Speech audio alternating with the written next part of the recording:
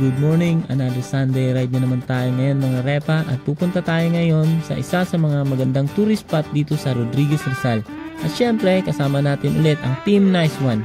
At ang pupuntahan namin ngayon ay ang kay Titinga Falls. 6 AM na nagkita-kita kami sa Sandigan Bayan dito sa Commonwealth. Syempre di mawawala ang kamustahan at kulitan bago pumadyak.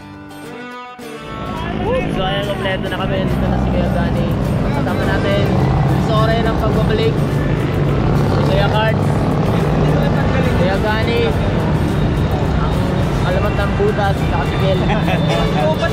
So, konting pahinga lang, tapos papadyakin na namin papuntang kay Titinga Falls mga repa. Relax muna kami. 6:15 AM ay ride out na kami mga repa.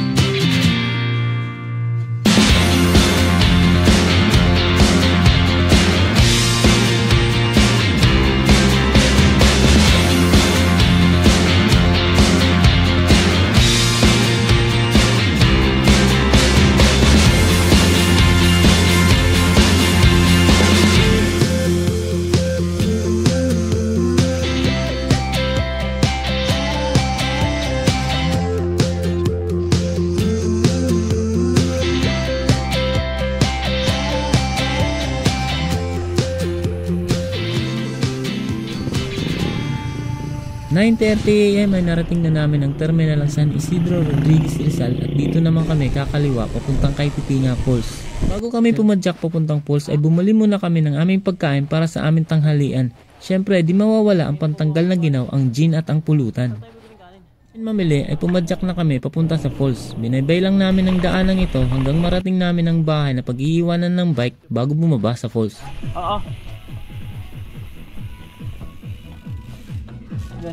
Wala na yung tarpaulin dyan eh. O yan.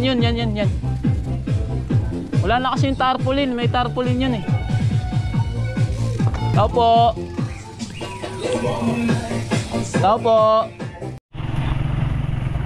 So yung mga repa, alas 10:05 ng umaga. Dito na kami sa landmark yung papuntang kay Titinga Falls. Bali, ulan lang talaga siya ng 8-8 falls.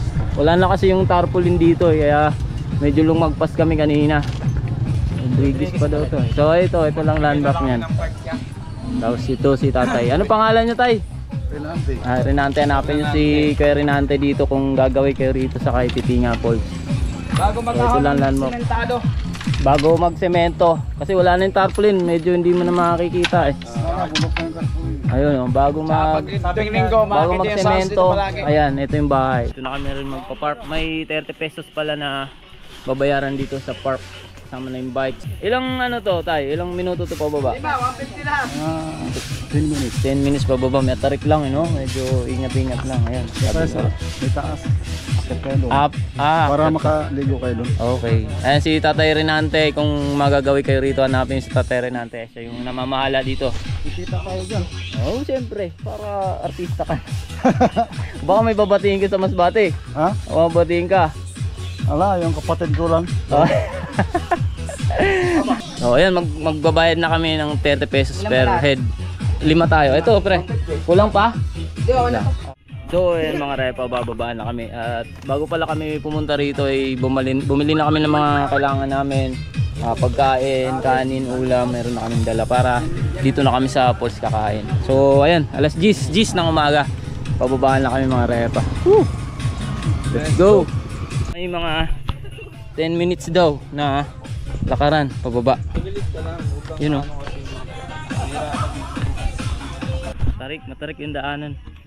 Ang kagandahan naman dito ay may semento, hindi siya putik yung madadaanan mga repa. So medyo safe pa rin, pero need pa rin mag-ingat kasi ayan, matarik na pababa. Hindi ka na naman maliligaw rito kasi babaybay mo lang yung hagdan ayan wala ka ng ibang dadaanan kasi yung hagdan lang, baybay mo lang. Naririnig na namin yung lagaslas, agos ng tubig ng falls. So ayun na.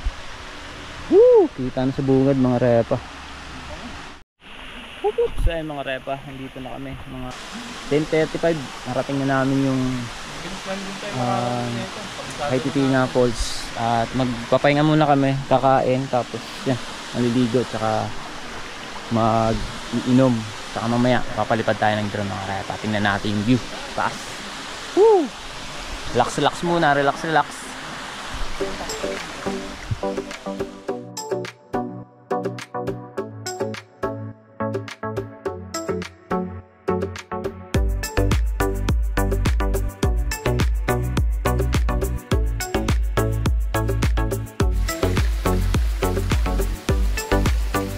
Na kami kumain. Time to gin naman ngayon mga repa. Mamaya pa kami maliligo. Painit muna ng gin bago maligo pa lang.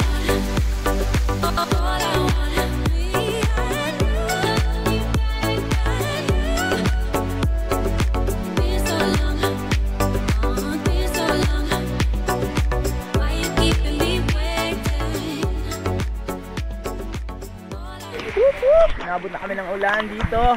At time to ligo na. Woohoo! Hindi pa ako nakapagpalipad ng drone, naabutan ng ulan.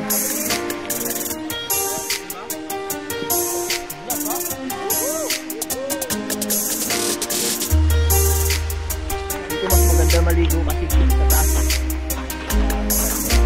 Pero madulas.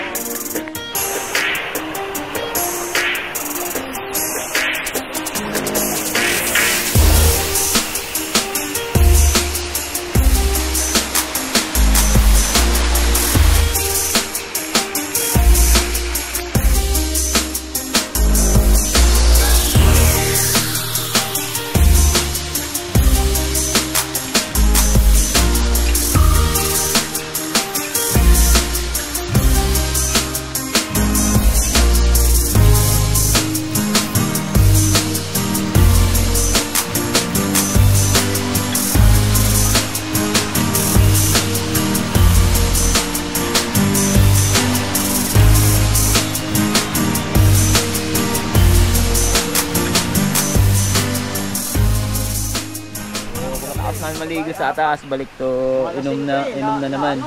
At saka umanda na yung mga araw mga repa, pero maambon pa rin. Maya maya pag wala na yung ambon, magpapalipad tayo ng drone. Kanina kasi lakas na ulan, kaya napakyat kami. Ngayon maliwanag na, pero may mga ambon pa rin. Tapos bumalik na kami sa pag-inom.